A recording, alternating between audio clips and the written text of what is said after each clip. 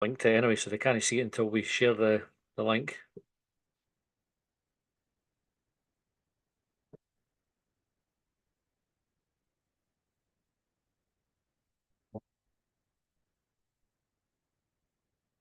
YouTube as well, because that's going to be annoying. I'll just hear myself otherwise. Right.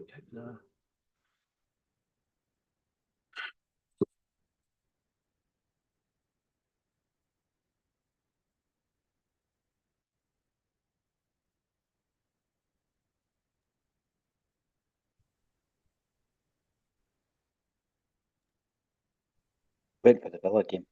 I'll speak yet. Went for the Villa game, by the You way. say speak if you want, but everybody can hear you now, Colin. Anybody Aye, that's that tunes into view. Thinking that could have been us. Could have I been was us. going to say, I got the wee notification that says that we're now streaming on YouTube, so.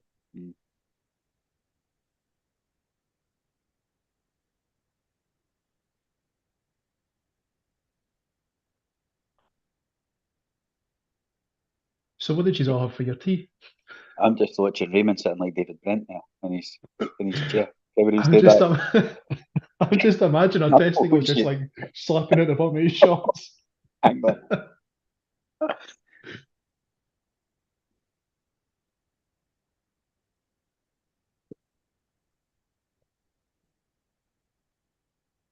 I had a chicken pasta thing, John. My daughter made it. It was really nice. Peri and that in it. Homemade? Everything homemade? Aye, By scratch? she done it all, aye. Yep. Good. Right. I think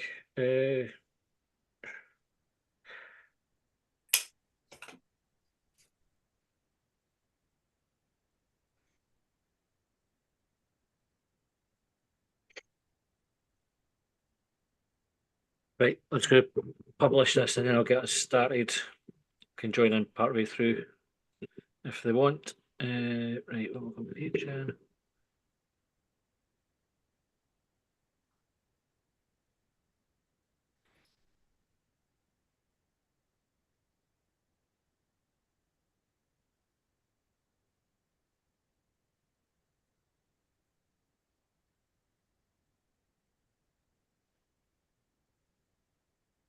Is this because you're sending the link out to people? Is that what we're waiting on? Yeah, so I have to put it on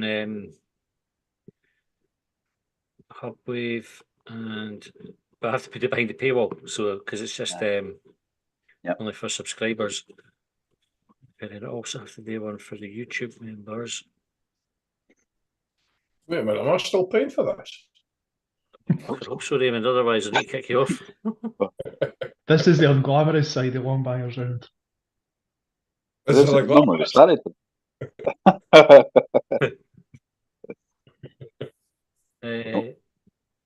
Right, I think we are good to go, but I can't find the wee window where we're to watch what we're doing.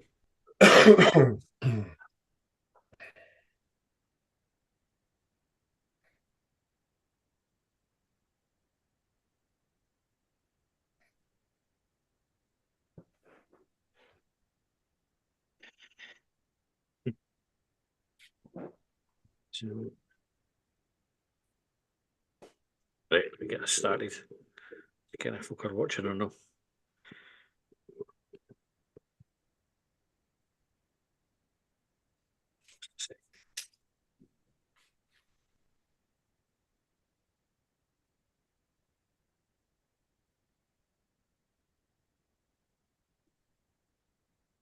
Hello, everybody. Welcome to Longbangers live on YouTube, our phone-in edition. This is in association with Leaf Spirits.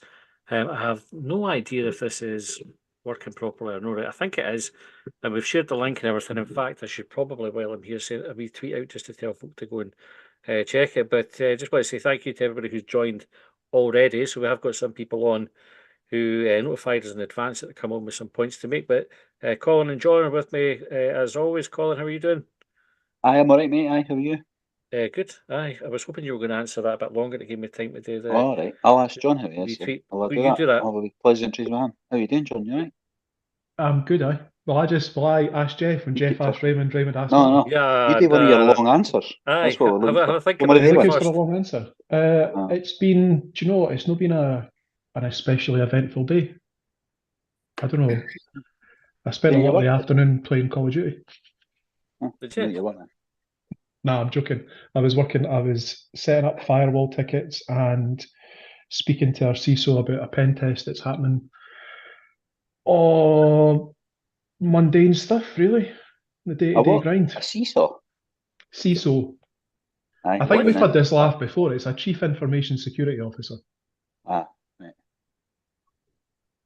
That sounds riveting, John. Mhm. Right, I'm going to do, and I'm only joking, I'm just pulling your leg, don't look upset. In order to the folk that joined us, Raymond, how are you doing this evening? Good, thank you, Matty. Yeah, fine. Good to see you. Thank Good you. to see you. Your internet's no any stronger than it was when we used to do quick bang as well. You're still a wee bit of buffery. I've been pushed out into the back garden, I'm afraid. Again. Happens to us all. Jeff, how are you doing? I'm doing very well, thank you. My chiropractor made me scream, and I feel a new man. Nice one. And have you Can brought you the new give man me- with you? No, what, sorry? Have you brought the new man with you? I wish. My wife wishes. For sure. And can you give us your chiropractor's number? Because that sounds glorious. Oh, trust me. I'll give you a number, don't worry. You'll have to come down and ask him, though. Her business is down here. Are we allowed to ask what it was that they were doing to you? It's a back problem. It's all football injury, and every now and again, especially when I cycle long distances, it flares up, and the pain manifests itself in my hip. That's what I say. And to get rid of the pain, she does a little work on the upper back, and she giggles as she makes you scream. She's quite disconcerting. I really want to go and see her now. She's in the old days, she'd have been burnt as a witch. You know, she's amazing, absolutely amazing. You know, cures everything. And Martin, how about you? How are you doing?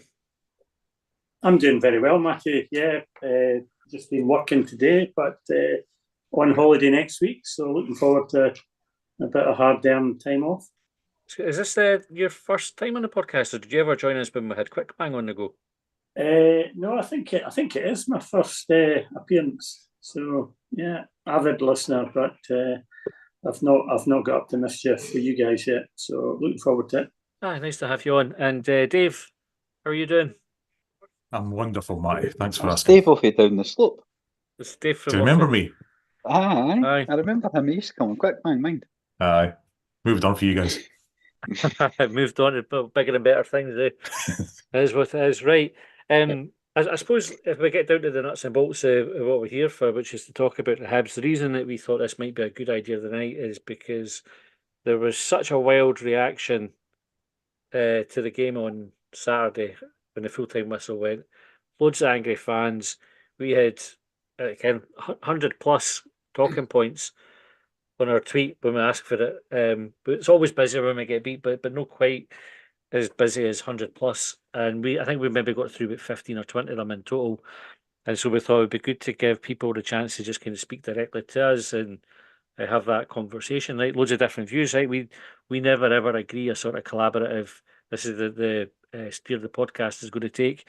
We all have our own opinions on it. So, I think we're at different levels. Colin, John, about how far down how long has the manager's got route.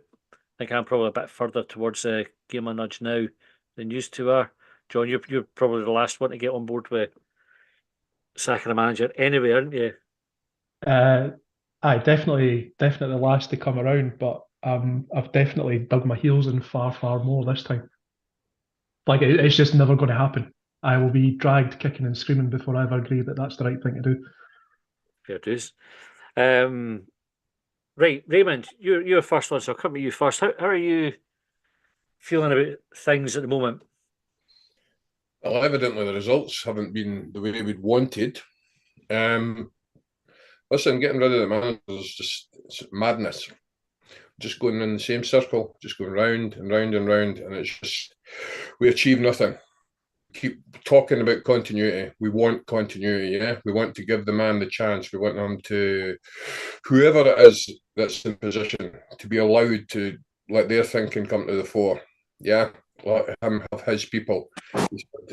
A season, nearly, fair enough.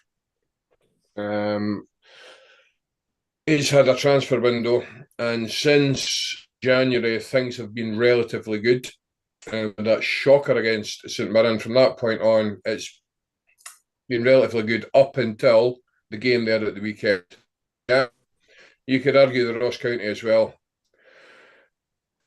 I'm doing my best not to get upset about it because it's so simple. There's so many people out there that are so negative and they just want to jump on the guy, or just it didn't even be him. It just could be any manager. The short-sighted nature of football supporters never ceases to amaze me. Not just within our club, all clubs.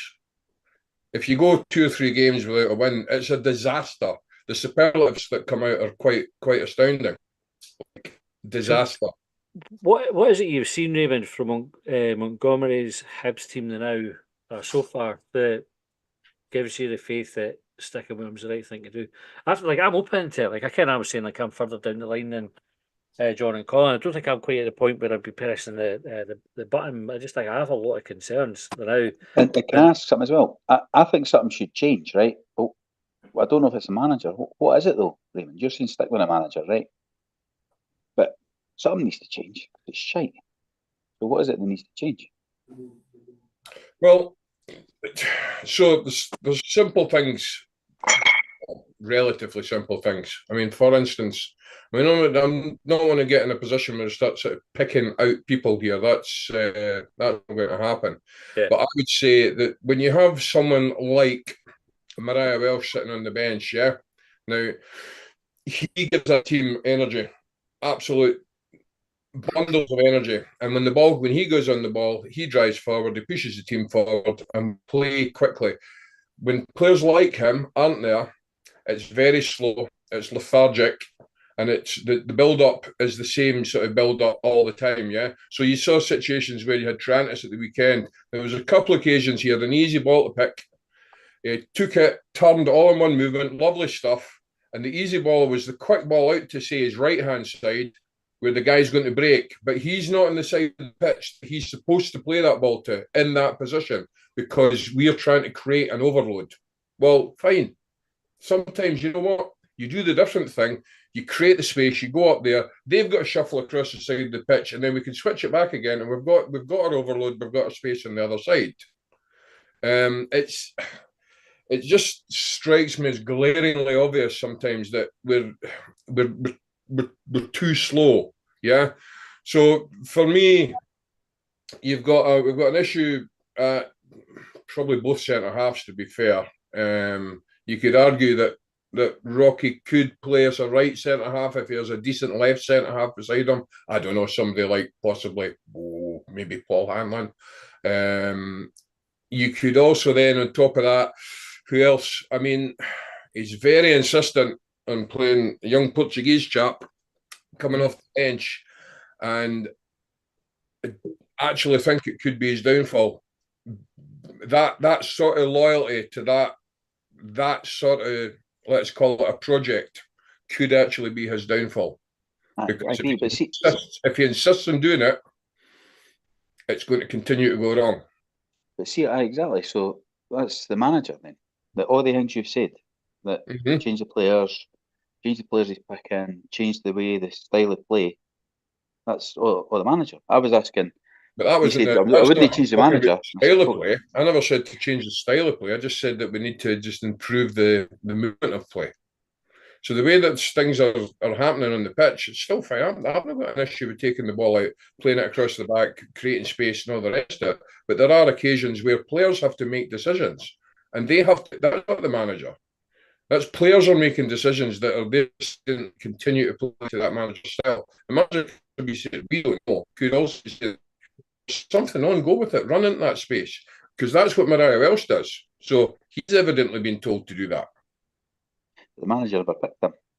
He was injured. He played the second half, but it was. That's an example, yeah. Okay, Martin, I know when we came out Easter Road on Saturday, so we quite often bumping each other in the West Stand. You were had really strong views on the state of play there. How are you feeling about it just now? Yeah, no, I'm still feeling pretty frustrated and pretty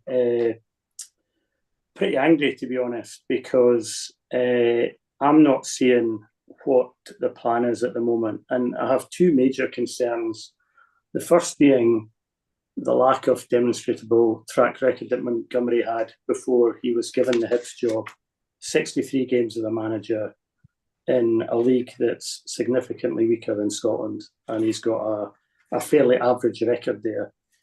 And secondly, going back to the day he was appointed in September, I know it's not that long ago, and I fully support what the guys are saying, Raymond and particularly John, about giving managers a fair crack of the whip. But when he did his initial press conference, he was at pains to stress how much research he'd done on the Hibs job and how he felt he'd inherited a very, very good squad of players, very talented individuals, and he was looking forward working with the players, and he was confident he would get the team going. Now, 7 months on, we're sitting in a position whereby we are probably not going to get top six unless results go in our favour. And I'm thinking, well, what has happened to get us to the state we're in at the moment? We're sitting below teams with far lower budgets, less talented squads, and we're sitting scrambling around, blaming X, Y, and Z, official decisions, kind of late goals, lapses, all sorts of things. And I'm thinking, how can you kind of justify what's going on there? And again, secondly, I'm looking at the team that we've got in the park. What he stated, he was going to give the fans a team they can identify with. He's going to give the fans a team they'd be excited to come and watch, and a team to be proud of. So, in my opinion, he's failed to deliver, and he's had almost a full season. Does he deserve more time? I'm really, really struggling to see that he does deserve more time. And I'm really struggling to see if we've got a position at the moment whereby we're going to have a bigger budget.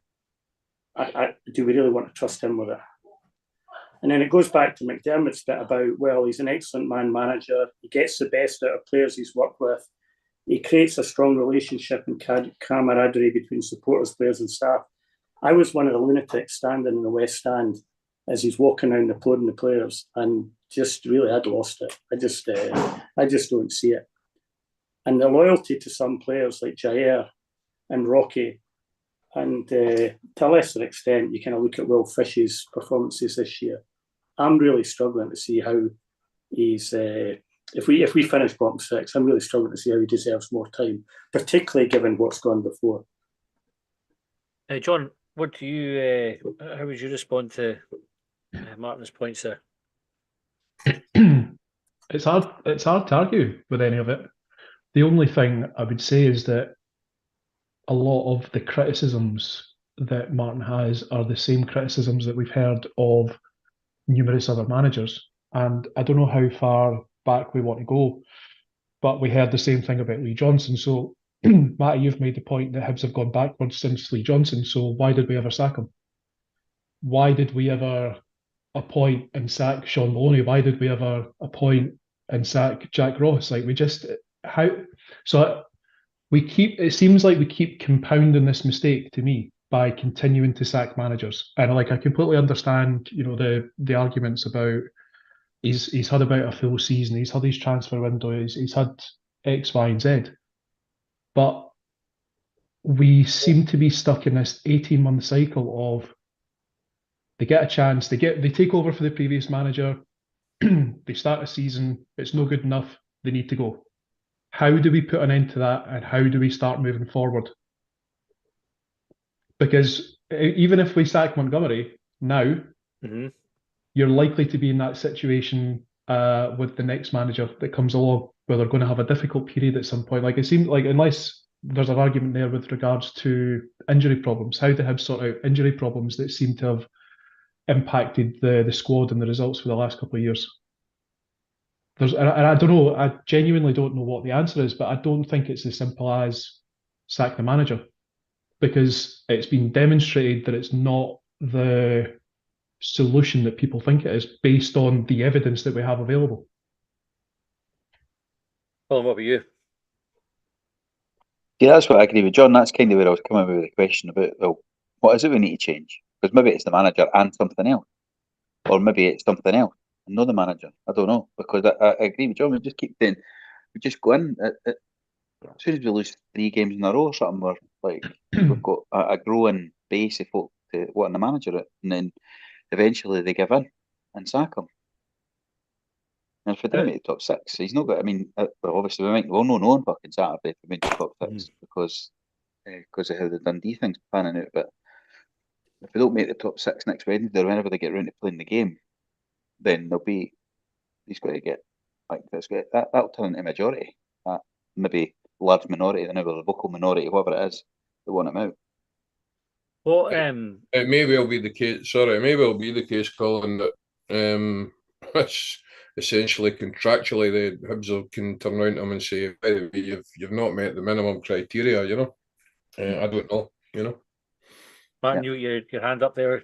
Yeah, no, I mean, I think for me, I'm really struggling to see how a man's coming in saying, I've got all the tools at my disposal.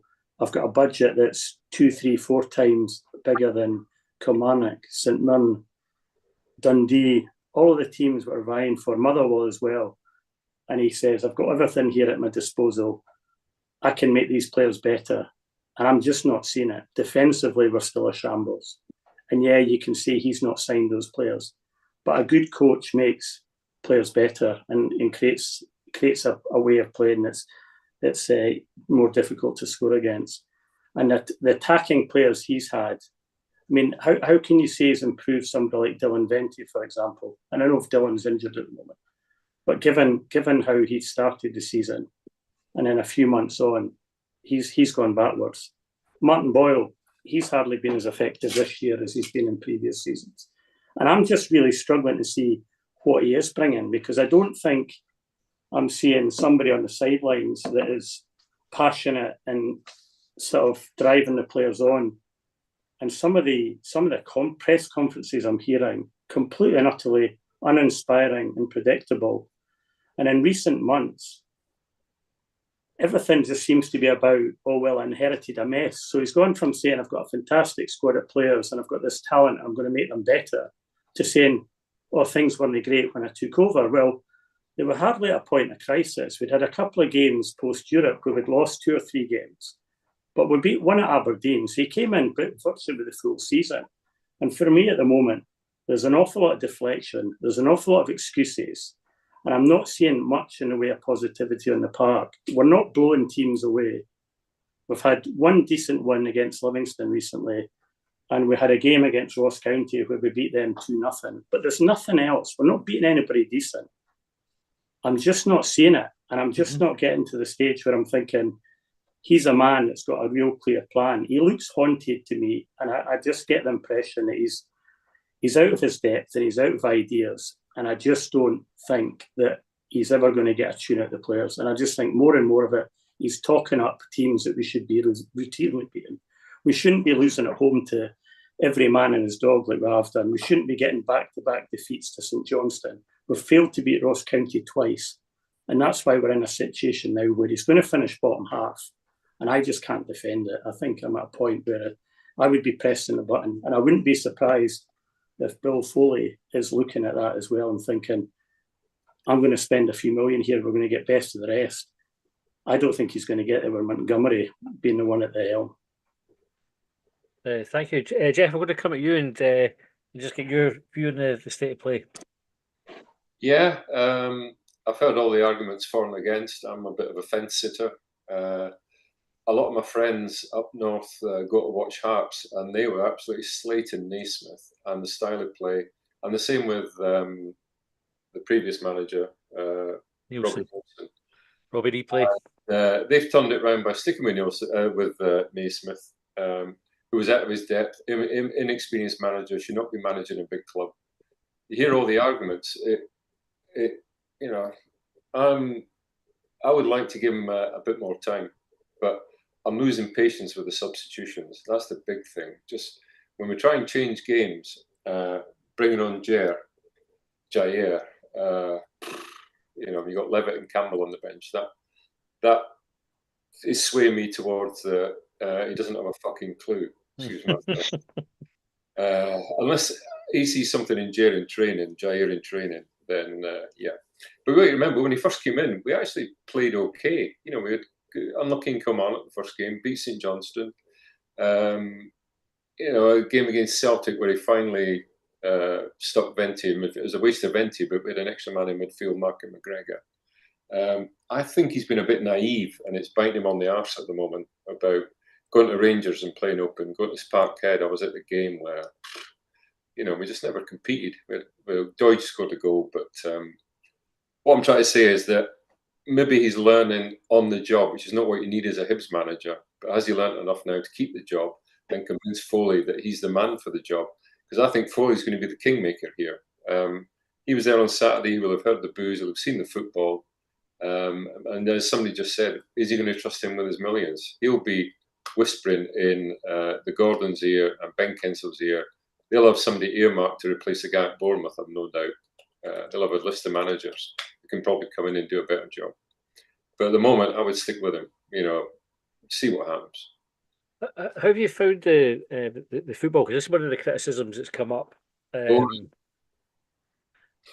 So why would you stick with it? Like if you have these doubts and you're not enjoying the football, what's the argument to stick? And I'm playing a wee bit devil's advocate because going back to Raymond's point, we've had the discussion on the podcast loads about the need for continuity and just how it can be self-defeating to just constantly churn managers. But you do need to have something, I think, to grip onto. What is it that you're hanging your hopes on? We played well against Livingston first half. That showed a glimpse of what we could do against a very poor Livingston side. I mean, they were shocking. They'd had an illness that week and they were missing players.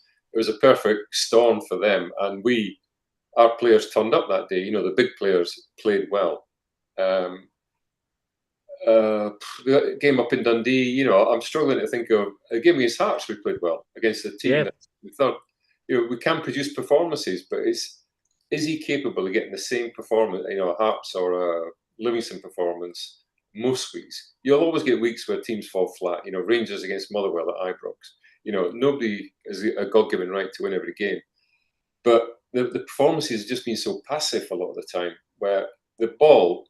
All right, you pass it on the back, but pass it with a bit more pace. You don't have to pass it to Rocky to get to a beater. You can pass it straight to a beater who's in acres of space every game. Little things like that. It's just like, oh, come on. Now, maybe he coaches them differently. They get on the park and they do it. I don't know. But it was just about performances and being excited on the edge of your seat. Then I'd be saying sack him now. But we've shown glimpses of what he's trying to do. Maybe when he gets more of his own players in, because Mariah Welsh looks a real find. I really like the look at him. Obviously, Malida, great. Marcondes has gone off the boil the last few games. Everything slowed down when it went through him on Saturday. If he didn't lose it, he just slowed it down.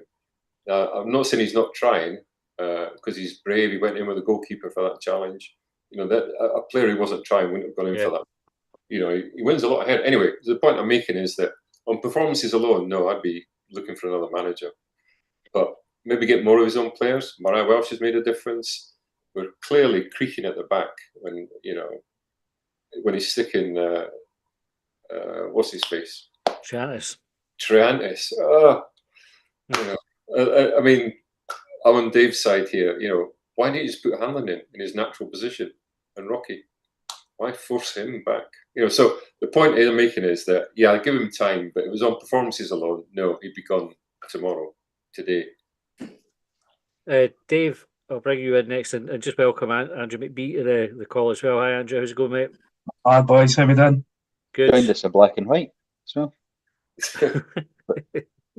Dave, you're an advocate for keeping Montgomery.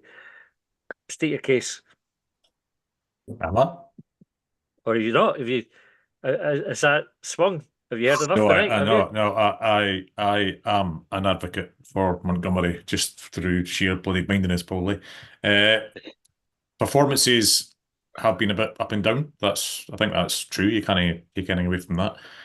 I disagree with the lack of a style or cohesion or whatever. I think I can see that every time we play.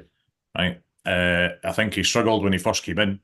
I think, and he's been open about that in the piece he wrote with the Hibs Observer. We did, square pegs, round holes, or however you want to put it. The whole idea of Venti having to play out of position to cover for the fact that we didn't have people to play in that area of the park. There are certain players that clearly don't suit how he wants to play. And I get what Martin was saying earlier about he turns up and says, I think I've got a really good squad and I think I can make them all better. Well, there's not a manager alive that turns up and says, this squad's shite, so give me 2 years to fix it. Derek Right? Adams, Dave. There you go then. There you them. go. So there was an honest manager. It didn't last very long. There's been a few things recently that's made me think that I think he's safer in his job than we all think. Right? The constant subbing of Mr. Tavares is one thing, and also that whole thing of just not playing handling. Right? I think there's something behind that where I believe he's been told top six, bottom six, we're not that first this year. We brought you in for a project. You're getting a full year. And again, people keep saying he's pretty much had a full season. He's not. A full season is when you come in before pre-season. You have time with your players to train them, to get them to understand how you want to play. You get a full summer to recruit players and all the rest of it. And then you go into your first season. The fact that it was 4 games in, it's still not his team. He's went in and played a kind of alien formation that the team wasn't used to, that they struggled with, right? He's then had time to bring players in January and he's changed that again and changed the style of play again. In my view, a much more attractive proposition, and I'm not bored watching it. Even the St Johnstone game, and the stats in St Johnstone game, by the way, we absolutely batter St Johnstone. You turn up at the Albion Bar about 3 hours before kick-off. The time you'd actually sat down to watch football, like, can you be watching the bar league? You'd be going home singing about how good a game of football it was. I don't drink, as you know, right? So I can vouch for that. He's got Billy says that glass of red. He's got. but I think there's something behind the stuff that came out from the chairman and that as well, right? And the stuff that's came out constantly from Brian McD as well. I think he's been told this time we are given the project time, right? This time the board are going to back him. They're going to give him at least 16, 18 months to try and build something and show that there's progress, and then we'll move on from there, right? If he's still got nothing after that, then I do think he'll go. But the kind of managers that people are shouting for, like McInnes and all the rest of it, McInnes has had 5 transfer windows at Kilmarnock to get them to where they are just now, right? I'm trying to think who's the other guy that's behind McInnes in the now. St Mirren. Robinson again. He's had 5 transfer windows. There's no manager in this league who's going to take over this team tomorrow and they suddenly get better, unless you want to play 6 at the back. How many windows had Craig Levine had before he beat us 2 times in a row? Well, that happens. That happens. Are you actually saying that St Johnstone were better than us at the weekend? They weren't. We got beat because of individual mistakes from a couple of players. So we make individual mistakes. 2 games in a row they beat us though. We've had the 6 points out of 6 they've taken for us. Like however they've got them, they've still done it. That happens. Football isn't a simulation. I read in your article today that since Levine took over, we've not gained a point on them. We've no 7 points ahead of them when Levine just took over. St Johnstone. We should get him in there. He sounds pretty good. No, I'm not getting him in. Nice attractive football. 5 at the back. But I'm just making the point. Like I think we put a lot in this about needing X amount of transfer windows to build a team. And I think we over egg it sometimes. I think that was really the point I was making. Be a bit devil's advocate. I think as fans we under egg it, right? And I think as fans sometimes we're the ones that have to maybe get a wee bit of patience, right? Sit in for the ride, suck it up. What's the worst we're going to be? 7th, 8th, right? We're not getting relegated this season. You've got to give the guy a chance. What about the standards? There's parallels to last season, Dave, where Lee Johnson, by the skin of his teeth, got top 6, right? Last day of the split, he had to go to Perth. We needed to beat St Johnstone to have it in our own hands. We got a draw, and thankfully results went our way. Saved him and his job, I think. he got us into 5th, so we got a European place. He lasted 3 games the next season before the trigger was pulled. And then we start a new manager who's severely hamstrung because he's not had the pre-season that you're talking about. He's not had the time to prepare the team. He's got players that have just been signed in that summer that he can't move on. He's going to have to deal with. If Monty doesn't start next season well, are we not just back in the same situation? I think he would get, if we do keep him for next season, I think he would get at least to the January, right? And if there's not proof that the team's improving, that we're making results and we're making our way up the league and all the rest of it, right? If there's no proof of that, then I think that's when they make the decision. That's what I'm saying. You need at least, a year and a half go at it, right? And, people make a case that we should have just stuck with Lee Johnson. Lee Johnson didn't go just because of the way we were playing on the pitch. There was other internal reasons why Lee Johnson had left our football club. Right? Just the alleged. Never mind alleged. There's plenty of people Dave. that'll talk about the internal relations within the club when he was there, right? Allegedly. Even if the lawyers aren't listening. Dave's alleged it. I'm not. When he was picking the teams, it was essentially, it could have been a tombola. You didn't know what you were getting. Aye. You didn't have any, that we talk about identity. We had no identity. We had no idea what we were supposed to be doing at any given point, at any given game, against any given opposition, right? So we screamed out for that. So we've now got that. We've got that identity. And as Dave says, we're actually not playing that badly. We're making individual errors, right? So, should we have beat Hearts at Tynecastle? Yes, we should have. Refereeing decision. Should we beat Aberdeen and at Pittodrie? Yes, we should have. Refereeing decisions. Yeah. Take those two, just those two alone. You've got another 4 points on the board. We're in 6, we're up in the top 6, and we're not even having the discussion. The thing is, Raymond, though, on the refereeing decisions, we're not the only club that are getting them. Yeah, we might feel as if we've got a disproportionate amount of them. Well, it's not. I don't feel. I know we have had a disproportionate amount. Yeah, I think you're both being a bit too charitable. I just go back to Matty's point about completely and utterly unacceptable for us to lose 2 games consecutively to St Johnstone. They are awful. Failing to beat Ross County twice, ridiculous. Losing at home to Livingston. The list is endless. We've not won many games this year. And this kind of transformation in January, who have we actually beaten this season? We've not beaten Hearts. We're not getting close to getting even competing with Rangers and Celtic. We got hammered twice by St Mirren. Is anyone getting close to beating the top 2? We're not getting close to beating. We're not getting close to beating teams that we should be beating. Well, we've done that with Aberdeen, for instance. Yeah. Sorry. We're doing that with Aberdeen regularly. But Aberdeen at the moment. Yeah, but if you're going to start using it, so what you're saying is these teams are lesser, yeah, and we're better. Ross County, St Mirren, Kilmarnock, St Johnstone, Dundee, Livingston. I would expect Hibs to be able to beat these teams at home. I would expect us to beat them, but we don't have a right to beat them. Well, and it's dangerous territory to go into and start saying that we have this God-given right. You're talking these teams up, like Nick Montgomery, this born winner that's come in. You're talking these teams up now. I'm certainly not talking up Ross County. I'm certainly not talking up St Johnstone. I'm not talking up Livingston. These teams are garbage. And Hibs have invested heavily in the squad. And if you look at these teams, none of them have got a 700 grand striker. None of them spent £500,000 in Eli Johan. None of them spent 300 plus grand on. And none of them set up to play. None of them set up to play attacking football. None of them try to play a style of football to appease their supporters. They all set up to not get beaten. So if we want to set up to not get beaten, we could easily get 3rd place every year, without a doubt. We would go and get a load of just high-end cloggers that suit the Scottish game. So the thing with that, though, David, like for all you talk about, like playing attacking football, which like I can see there is definitely a pattern of play that you can see what he's trying to do. How many games have we had this season where we've gone 45 minutes without their keeper making a save? That happened on Saturday. It was a must-win game for us on Saturday. Yeah. First half, like walking football in the first half. Their keeper does to make a save. Ross County up in Dingwall. It took us to the second half to get our arse into gear. Like for all we're setting up to play attacking football, we didn't do loads of attacks or We're not effective. We're not setting up to defend. Well, I mean, there's no arguments there, definitely, Right. because we've all seen a defensive record. Probably 70% of the league that we play against, Yeah. possibly.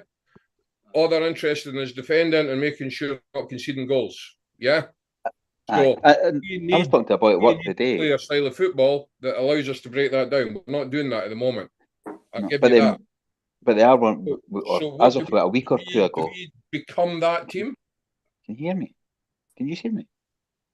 We're just not listening. As of a couple of weeks ago, we were like the third top scorers in the league or something. Exactly, like, it's just that we're like a top 3 scoring side, but a bottom 3 but we're not defending side.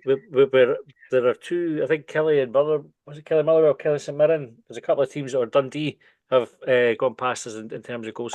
Because I made the point a couple of weeks ago. Made the point at the weekend we were a top 6 attack, well, championship defence, and then somebody pulled me up on it, and I went and did the check-in, and I was like, we're fucking just a top 6 attack, right? Maybe you've sat patiently. Can we get your tuppence worth in? You know, I think one of the biggest things that people have missed, and Dave touched on it, this decline's been coming way before this season, right? Like, Lee Johnston should never have got the end of the season. Exactly the point you made about he got in by the skin of his teeth at the top 6, etc. and everything. But you know what good football teams need? Momentum. And we have never had it in any shape or form for at least 2-3 seasons now as well. Took the League Cup lightly under Johnson. We fired Johnson 3 games into the season. You can't get any cohesion in the squad because of injuries, because of international duties, because the guys at one stage, I think, personally, knew his job was in jeopardy as well. That's where you can see the young boys have been bombed out the squad now as well. Like he's had to bring in experience to keep himself in a position where he can continue to build. Because we're chasing him. I say we're chasing him, but what feels like as a support now is we're chasing them out the door. I totally and utterly agree. The decisions, certainly in the last couple of weeks, around the subs are baffling. Like I get that, and I think Saturday's was brutally hard to defend. It really was. But I can come back to it. We've been good in fits and starts. It's just we've never had a chance really to build any type of momentum at all to see us through, whether that be through team selection, subs, refereeing decisions, whatever it is you want to talk about. And this is where we definitely need to get to the summer and take this seriously. Like, let's face it, it's going to be League Cup duty. Need to get our arse in gear in recruitment and recruit early. Like that lot across the road, they've already signed 3 players. The season's leaving finished. We didn't even have anybody on the radar that were even speculated with. Mm-hmm. So it's so important, really important, that we got off to A, a good recruitment plan, and B, we hit the ground running for pre-season onwards and get that momentum, rather than continually shooting ourselves in the foot. And again, as a support, we've got to be honestly so much more patient than what we are. And again, I come back to it, it's this nonsense. He's had a season. He's had a near enough a season in terms of games played, but he's not had a season in terms of planning and implementing fully what he wants to do with a squad he's quite clearly comfortable. He might have looked at a squad before and went, you can what? I can get a tune at it. But that squad had seen off a manager or 2 or 3 actually in the preceding years, give or take. So does nobody think though that a manager, we should be able to recruit a manager that can, or a coach that can make the current squad better without having to wipe it all out and start again? Because every time we get a new manager, by making us really defensive, that's how you do it. By making us really hard to beat, right? So if Hibs fans are happy to do that, we could absolutely do that tomorrow. Bring in somebody like McInnes, and he'll just say, right, we're just going to shore up the shop, and we're just going to make sure we get the 1-1s, the 2-2s, all the rest of it, all the way through, right? A few 1-0s here and there, and then you'd end up 4th and 5th every year, right? But people will just get pissed off with it. Because they end up 3rd in the league pretty much dead on every time. Totally disagree with that. Totally disagree with it. You have to play pragmatic football. You have to have a balance. And I just say, we're not going to finish 3rd every year playing ultra-defensive football. That's just not going to happen. And we have this kind of arrogance that we have to play a certain way. Hibs fans, I think, are realistic enough to know We're not going to win every week. But with what we've got at our disposal in terms of squad and playing budget, we are punching well below our weight this season. And we were punching well below last season. And for the life of me, given the investment that took place in the summer, I didn't think we were going to go backwards. And any half-decent coach, and that's my problem with Nick Montgomery, he does not have a demonstrable track record to say he is a decent coach. That's nonsense. He's come in there. That's utter nonsense. He's learning on the job. Nonsense. 63 games as a manager in a pub league is not. It's not a pub league, Jesus. Honestly, that again. Listen, that it's coming back to just sheer and utter arrogance. Why? Like that's honestly total nonsense. Why did he get that job? 600-700 league games as well. Do you think just because he's transitioned from player to coach that he's completely utter amateur? That's it's a completely different discipline being a player and a coach. There's been some amazing players that couldn't coach for Toffee. We've had one at Easter Road, absolute legend, European Cup winner, got hounded out after 15 games.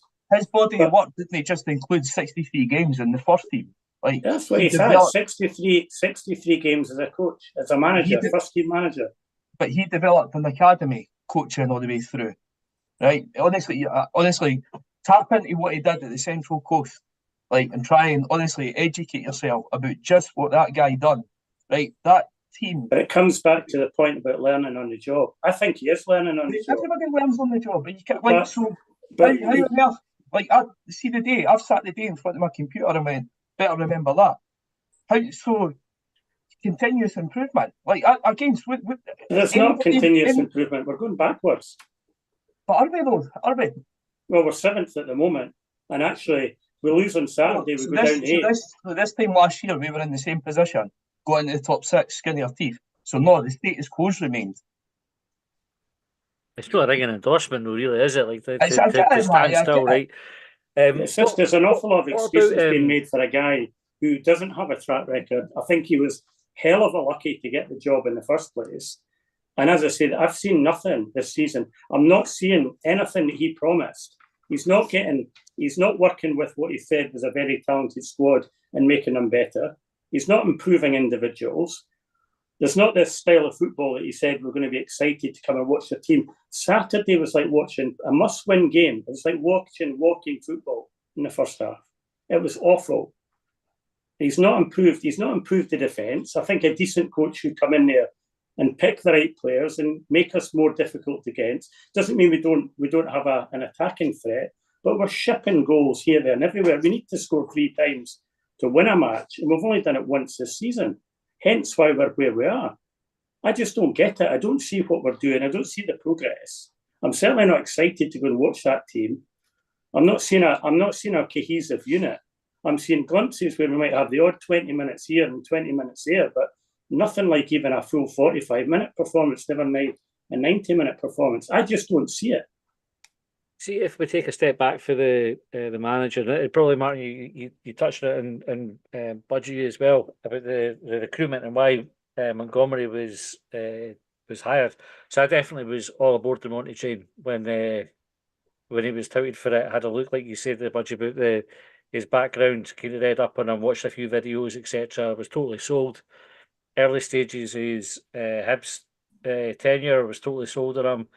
I could absolutely understand why he was appointed, but I could absolutely understand why Lee Johnson was appointed as well. A very experienced manager, had managed at big clubs, had done relatively well.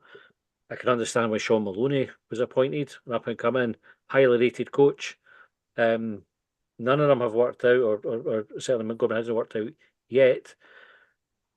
When do fingers start getting pointed, if that's the right expression, at the people making the hiring decisions? Dave, I'll ask you first. But would you be looking at that now? This is the only manager that Brian's been involved in, right? Right. So it's still work in progress, right? I know a few people have decided that it's been a failure and we won't redeem and all the rest of it, right? And that's not just here, that's on Twitter and on the forums and all the rest of it, right? A few people on here disagree with that, right?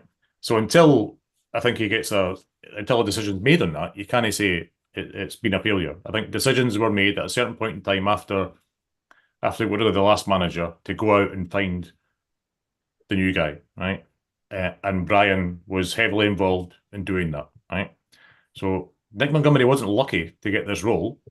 He was asked to come to this role, right? He was headhunted by Hibs. He didn't apply. He didn't send in a 7-hour PowerPoint presentation to win this role or to beat them into submission. He was asked by Hibernian to become the manager. So he's been there for, for 8 months, whatever, right?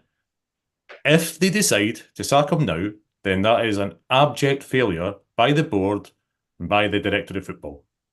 Simple as that. So if they're saying that after this time, that's enough, see you later, they've all failed. And whoever runs the department at the very top has to sit and look at that and say, right, if we agree that what they've done is a huge mistake, we need to rethink how we run this football club. And that's fine. If they do that, accept it, good. Personally, I don't want that to happen. I want the board to have a bit of guts about them and stick with the project. But we'll just see what happens. But if he goes, then that's admitting their failure. So then certain people have to go as well. Who are the certain people, Dave? That's not up to me. I don't run the football club. But I just put you on the spot, people will jump out straight away and say, "Oh, Ben Kensel has to go. The football's went backwards since he's been involved." But the incomes went through the roof. Right? If you look at the stadium itself, everything about Hibernian Football Club has improved since Ben Kensel has joined this club, except the product on the pitch. Right? He's accepted that. He's brought in director of football. That director of football again hasn't had long, right, to fix what was there before, right? So if we didn't have any patience, then fine, sack them. And as soon as the next guy comes in and he gets beat by St Johnstone in a game, sack him. The next guy comes in, he gets beat by St Mirren, sack him. These teams are all shit. Just sack every manager who gets beat by a team in the bottom six. What if they beat and we'll never have a manager for longer than 3 months. It'll be great. We can just have a fucking merry-go-round. Everyone on here can have a go at it. What do folk think? What do folk think when you sack the manager 3 games into the season? What, we're going to suddenly walk into the guy into a paradise and produce fast-flowing attacking football, which gets us third comfortably? No, I was just hoping they would improve them. I was just hoping they would improve the team he had. But that's the point, Colin. It's been on decline. It's been on decline, and that's when managers are out the door. That's why I wanted them to improve them. Is that? I mean, that's why you bring in a manager, isn't it? That's what the board would have wanted them to do as well. They wouldn't have come in and said, "Kim, it doesn't really matter what happens this season. See if you can make top 6. If like he came in still at the stage in the season with a remit to get 4th. It wasn't to save us for relegation. He was brought in with that still being a target. Like that wasn't adjusted. It's been adjusted now because we're struggling, but. When Montgomery came in early in the season, they did it early because there's still enough time to turn it around. And now when you hear him being interviewed, he's very much putting out there that they knew it was a mess. Of course he is. He's doing it now because it's gone wrong. Like do you know, if it was me in his position, I would be playing up how bad it was when I came in and out because I'm thinking, fucking hell, I better play this up because otherwise it looks like I've not done a very good job. But clearly, we all see that. We all seen the first 3 games of the league. But Scott Johnson at the door. It was patched. And that Andorra mob. Aye, but then we also scudded the Andorra mob, right? We also, although we had an embarrassing first fixture, it was always going to be a case when we got them back to Easter Road, we would tan them. We did, right? We beat Luzerne, who had a good team with good performances in that one, and we came under obviously against Villa, but it didn't matter. We could have had fucking Jurgen Klopp in charges, and we would have lost to Villa by the difference in the players. So I think like. We're rewriting history a wee bit here. Like he came in, like when Monty came in, there wasn't any of us having conversations about, great, we're getting this guy who's had success in Australia. He's a man manager. Look how he can motivate a team. Thinking when we get to middle of April or early April, I hope results go in our favour and we get top 6. That was never on the cards when we brought him in. But see, I think that's where we've got to have a dose of realism when we look back at it and go, actually, you know what? The signs were there that this was potentially going to happen, regardless of who's at the helm. I tell you what, every one of us did say to a man, boy's going to need time no matter what happens. I think part of the problem is that we're comparing rightly Hibs what they've got in the way of resources compared to most of the league, because we've not got a squad of players we haven't spent money on. Yeah, we've got an unbalanced squad. We don't get the most out of the individuals. We don't play as a team. But I bet you every other manager, apart from probably Naismith and the Old Firm, would be quite delighted if they had the squad of players that we've got to work with. And if you look at inheriting a mess, look at Stephen McLean at St Johnstone. They were 8-9 games in, and everyone had them relegated.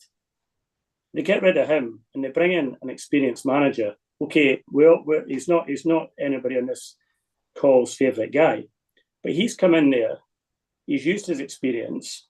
He's created a team that was difficult to score against, and he's got wins. They've only got 2 less wins than Hibs all season, and that's him coming in pretty late on. Now, I'm not saying that Craig Levine's the answer, but he's working with a budget that's probably a quarter of what we've got.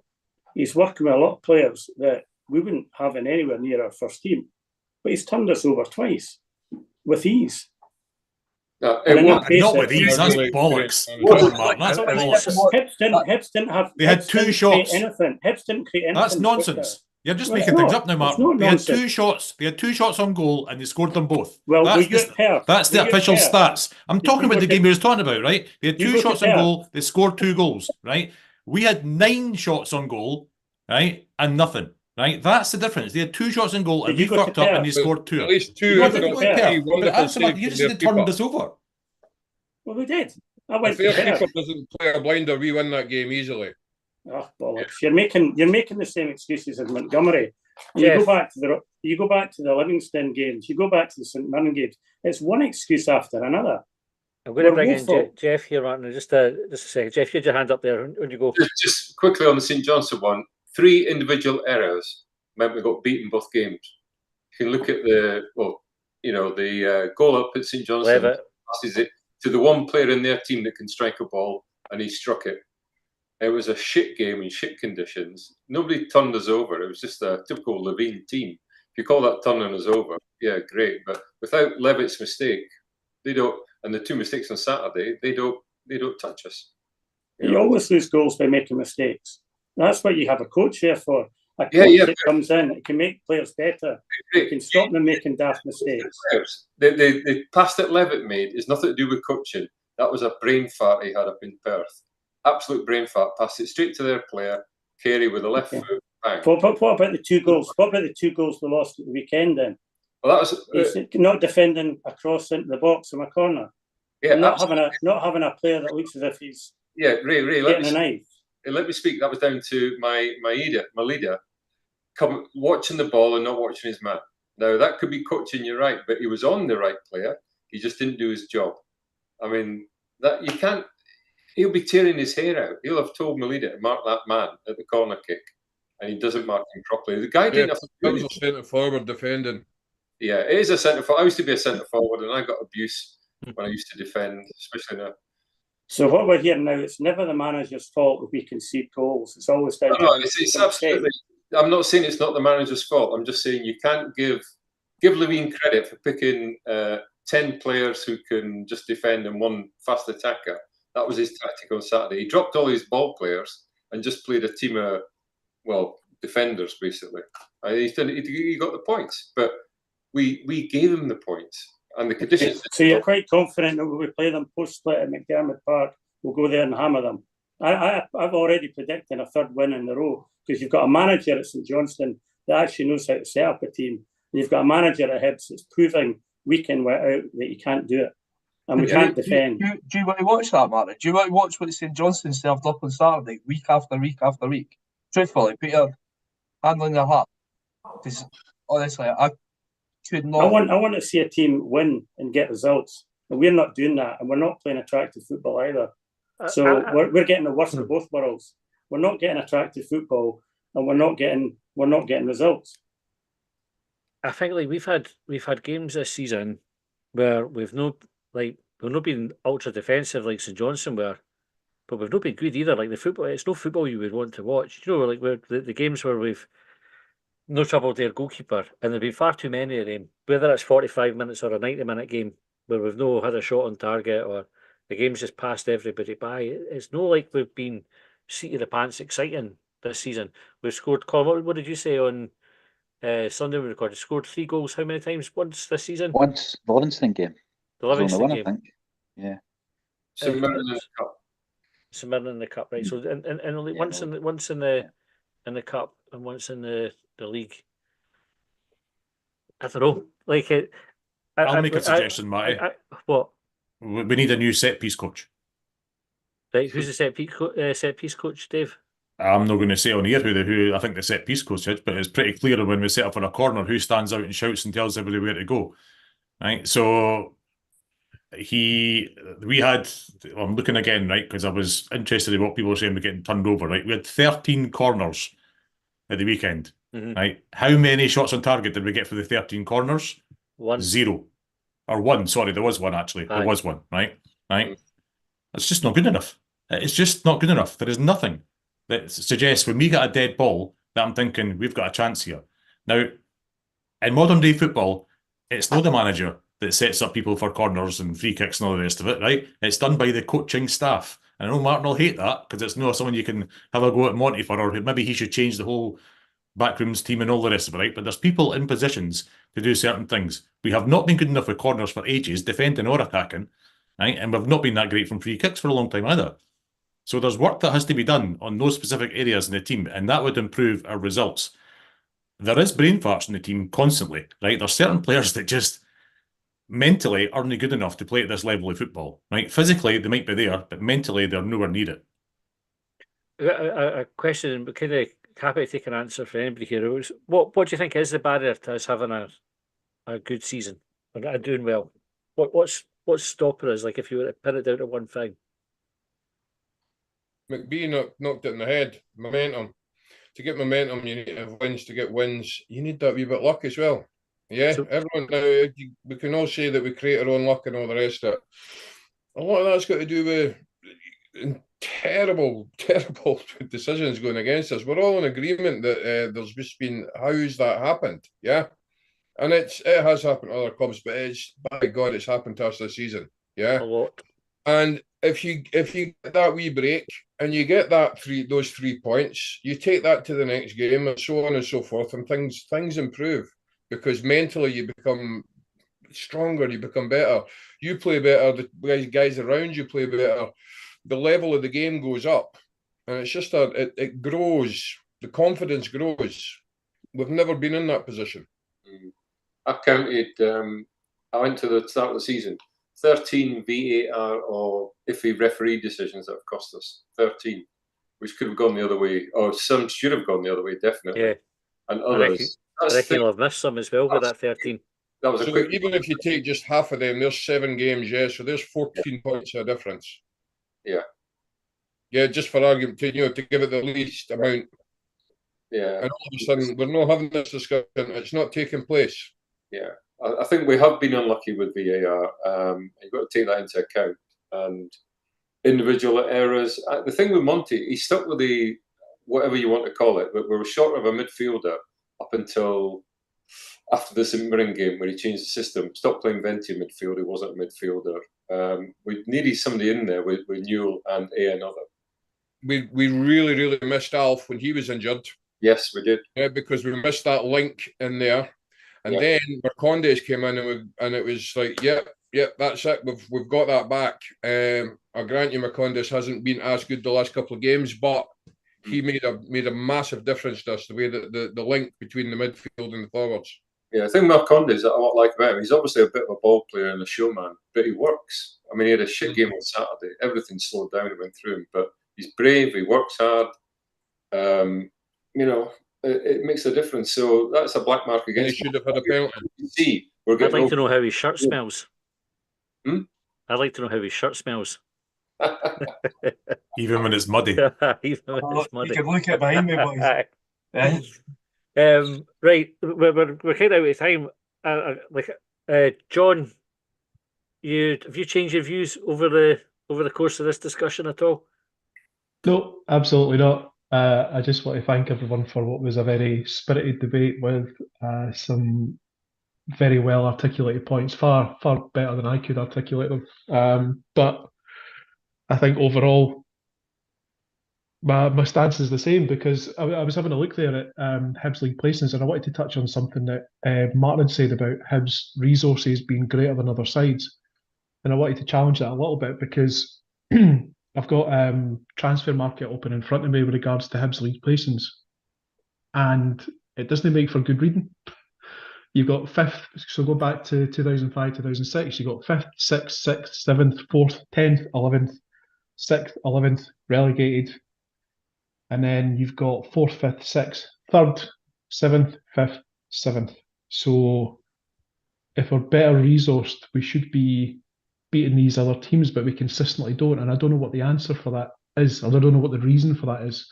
But I would probably point to the consistent churn of managers being a problem. So, like, our most recent successful season, Jack Ross hounded out the following season. And I think you've had the decline that McBee described ever since. Sean Duff had come in the comments on YouTube. I kind of missed what went before, but he does say that a coach that recognises that the centre halves are shite and we need better quality there. Yeah. And John McEwen says the recruitment has not been good enough. Jai has 24 appearances this season, which shows the lack of depth. Foley and Bournemouth tie-up is meant to fix that. Colin, are you changed your view on anything? No, I'm still in the middle here. I've not decided yet. Good. Fine on the fence. Yeah. And kind of like still, as I've made the argument before about the need to give managers time, and I probably still am there deep down, but it's a fucking hard argument that I'm struggling with it, and I'm really trying. The reason I was kind of probing for reasons there was to try and get like a good argument to convince myself that it is the right way to go, and I still am struggling to see what everybody's seeing. But very quickly then, just before we wrap up, I'm going to do a quick round the table and get a prediction for A, Saturday's result, and then B, whether or not we'll be in the top six.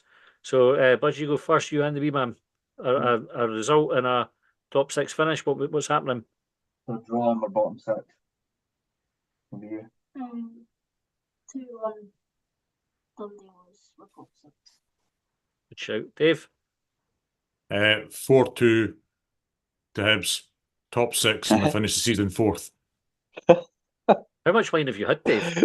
Go on, Dave, man. John? Just believe in the project. Hibs win, top six, finish 5th in the league. Raymond? 3-1 Hibs, 4th. Jeff? We win, but we're still in the bottom six. I think Dundee will beat Aberdeen. And just very quick point, if we'd had Twitter and social media back in 72, when Hibs got horsed 6-1, Turnbull would have been out of his job and we wouldn't have had Turnbull's Tornadoes. So Yeah. I'm very much for Monty now. That's it. Fuck it. Don't ask Martin. Don't ask Martin. what he thinks. Go on, go on. Martin's next. Next up, Martin, prediction for Saturday, where we finish the season. Yeah, I think Hibs will lose 2-0 to Motherwell on Saturday, and I think we'll probably finish 8th. Colin? 2-2. Have to be 2-2. And then we'll probably, I'm just checking the league, but away. Yeah, we could qualify. Well, we could still qualify, so we'll be waiting on the result of the Dundee Rangers game next midweek. That's where we'll be. We'll not get put out of misery on Saturday. But hanging on. Jenke will go to the wire and then Dundee will fucking scrape a point or pull a something. result out of the bag.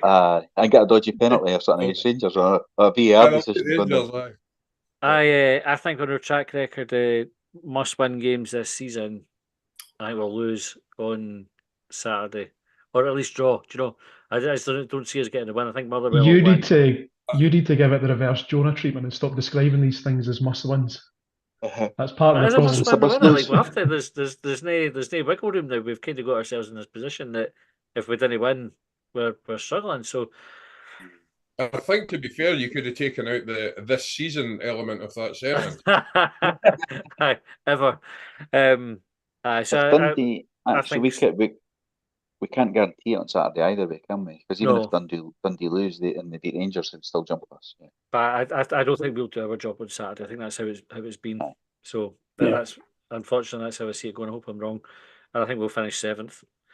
Right, I'm going to end the stream there just now. So thanks very much to everybody who's tuned in and commented. This will go out live, not live. It'll go out as a podcast to everybody else post recording.